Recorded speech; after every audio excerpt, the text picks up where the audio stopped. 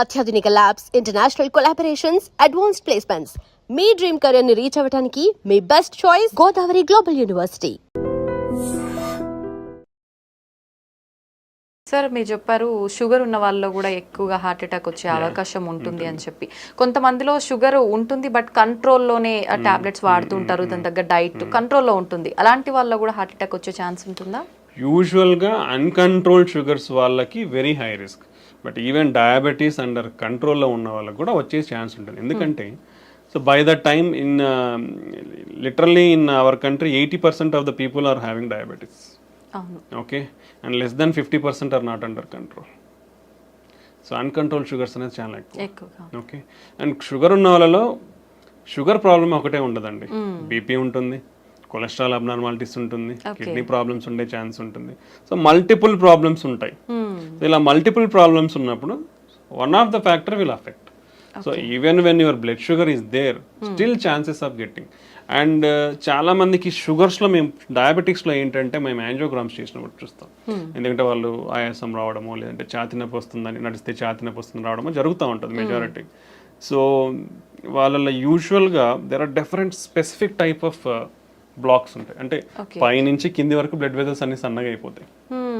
By the time you start treatment, మీరు treatment start చేసే టైంకి కానీ లేదా కంట్రోల్ అయ్యే టైంకి జరగాల్సిన డ్యామేజ్ జరిగిపోయి ఉంటుంది.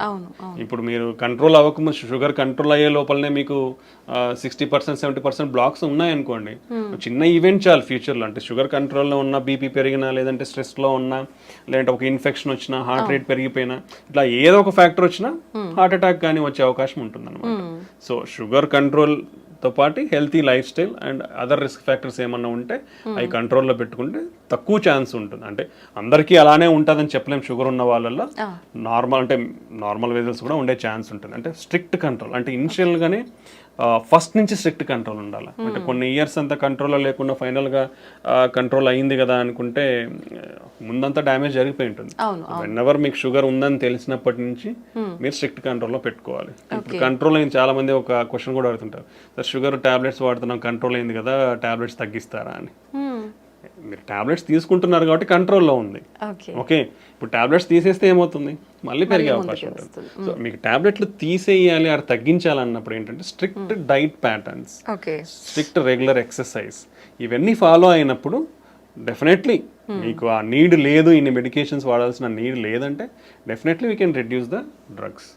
బట్ ఈ స్ట్రిక్ట్ లైఫ్ స్టైల్ లేకుండా మనము షుగర్ టాబ్లెట్స్ తగ్గించాలంటే మళ్ళీ షుగర్ లెవెల్స్ అనేది స్పైక్ అవుతుంది, అది మళ్ళీ మోర్ డ్యామేజ్ అనేది కాస్ట్ చేస్తుంది. ఓకే, సో మోస్ట్లీ డయాబెటీస్ అనేవాళ్ళు compare to non diabetes, sugar లేని వాళ్ళతో పోలిస్తే కంట్రోల్ ఉన్న అన్కంట్రోల్డ్ ఉన్నా కానీ హై రిస్క్లోనే ఉంటారు ఎప్పటికి కూడా. ఓకే, బీపీ థైరాయిడ్ ఉన్న వాళ్ళలో కూడా ఇలాంటి అవకాశాలు బీపీ ఉంటాయండి. BP 1 in 3 persons BP or under diagnosed. ఇప్పుడు మనం 5 మంది ఉన్నాం, ఇక్కడ ఎవరికొకరికి ఉండొచ్చు బీపీ. అంటే ముగ్గురులో ఒకరికి బీపీ తెలియదు, ఉందని తెలియదు. బై ద టైం తెలిసే లోపల బ్రెయిన్ స్ట్రోక్స్ రావచ్చు, హార్ట్ స్ట్రోక్స్ రావచ్చు, కిడ్నీ ఫెయిల్యూర్ అవ్వచ్చు. సో ఇవి అన్ని ఆర్గాన్స్ని ఎఫెక్ట్ చేస్తాయి. బీపీ షుగర్ అనేటివి ఒక గుండెనే కాదు, మిగతా ఆర్గాన్స్ కూడా ఎఫెక్ట్ అవుతాయి. చాలా మంది కిడ్నీ పేషెంట్స్ సడన్గా హై బీపీ అంటే ఎవరు చెక్ చేయించుకోరు కదా రెగ్యులర్గా. దట్స్ వై రెగ్యులర్ చెకప్ అనేది చాలా ఇంపార్టెంట్ అండి. ఒకసారి ఇప్పుడు గవర్నమెంట్ హాస్పిటల్స్ ఉన్నాయి, లేదంటే క్లినిక్స్ ఉన్నాయి, చాలానే ఇప్పుడు అవైలబిలిటీ వచ్చేసింది. లేదంటే ఇంట్లో బీపీ మానిటర్ పెట్టుకొని ఆటోమేటిక్ ఇంకోరు వచ్చి చూడాల్సిన అవసరం లేదు. ఇప్పుడు ఇంట్లో కనెక్ట్ చేసుకొని చూసుకున్నా మనకు బీపీ ఉందా లేదా తెలిసిపోతుంది. సో అప్పుడప్పుడు అనేది ఈ బీపీ మెజర్మెంట్, షుగర్ టెస్టింగ్ అనేది కంపల్సరీ చేయించుకుంటూ ఉండాలంటే ఇవన్నీ ఎక్కువైపోతున్నాయి because of our life style. So ఇవి చెక్ చేసుకోవడం వల్ల మనం జాగ్రత్త పడి మన ఆరోగ్యాన్ని కాపాడుకున్న వాళ్ళం అవుతాం అన్నమాట. సో బీపీ ఉన్న వాళ్ళకు కూడా మోస్ట్లీ హార్ట్ అటాక్స్ కానీ బ్రెయిన్ స్ట్రోక్స్, కిడ్నీ ఫెయిల్యూర్స్ అనేది చాలా ఎక్కువ రేట్స్ అనేది ఉంటుంది. ఒకరిలో ముగ్గురు బీపీ ఉందనేది అండర్ డయాగ్నోస్డ్ ఉంది. ఆల్మోస్ట్ ఏవైతే హార్ట్ అటాక్స్ వస్తున్నాయో, బ్రెయిన్ స్ట్రోక్స్ వస్తున్నాయో వీళ్ళల్లో 55% మందికి బీపీ ఉంటుంది. Okay, and BP almost 12% deaths cause చేస్తుంది.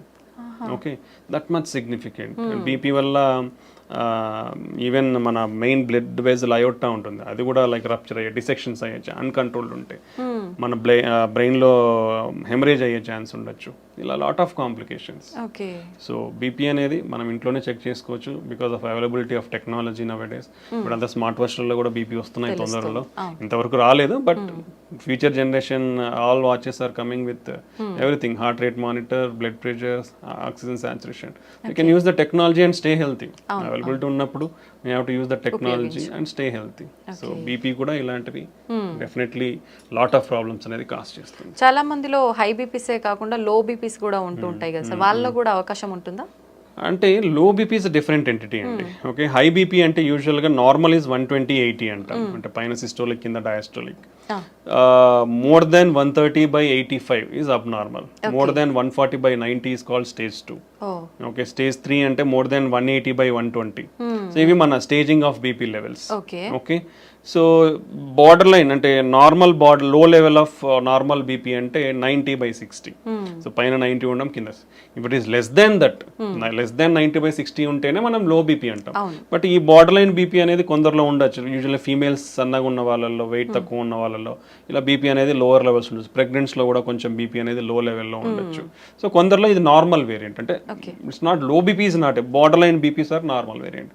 లో బీపీ అనేది డిఫరెంట్ కాజెస్, లైక్ ఇప్పుడు ఏదైనా హార్ట్ అటాక్, హార్ట్ వీక్ ఉండడం కానీ, హార్ట్ ఫెయిల్యూర్ ఉండి హార్ట్ వీక్ ఉండడం కానీ, లేదా ఇప్పుడు వామిటింగ్స్, డయేరియల్ అయిపోయినప్పుడు, ఫ్లూయిడ్ లాస్, బ్లడ్ మన బాడీ నుంచి ఫ్లూయిడ్ లాస్, డిహైడ్రేషన్ ఉన్నప్పుడు బీపీ అనేది తగ్గుతుంది. ఓకే, దెన్ ఇన్ఫెక్షన్స్ ఉన్నప్పుడు తగ్గే అవకాశం ఉంటుంది. సో ఇలా చాలా కారణాలు ఉంటాయి లో బీపీ అనేది. సో అది మనం చూసుకోవాలి దేనివల్ల. ఒకవేళ నిజంగానే లో బీపీ ఉందంటే ఏమైనా ప్రాబ్లం ఉందనేది చెక్ చేసుకోవాల్సి ఉంటుంది. బట్ యూజువల్గా అయితే లో బీపీ అనేది ఉండదు. Okay, until unless some problem is there, low BP అనేది ఉండదు. Okay. And for more videos, please subscribe to iDream. Please subscribe to iDream. Please subscribe iDream. And please subscribe to iDream. For more videos, subscribe to iDream. please like, share and subscribe to the channel. Congratulations, iDream. Subscribe to iDream. Subscribe to iDream. So subscribe to iDream Media. iDream ki iDream team andarki huge congratulations. Please subscribe iDream Media. Please subscribe to iDream. Subscribe iDream. Please subscribe to iDream. iDream అంటే నా కళల ఛానల్ను subscribe చేసుకున్న నోరు తిరుగుతలేదు, మీరైతే గంట గుర్తు కొట్టండి. For more such videos, please subscribe to iDream. Subscribe to iDream. Please subscribe to iDream. Please subscribe iDream Media. Please do subscribe to iDream. Please subscribe to iDream Media. For best entertainment and information, please subscribe iDream. And don't forget to subscribe to iDream.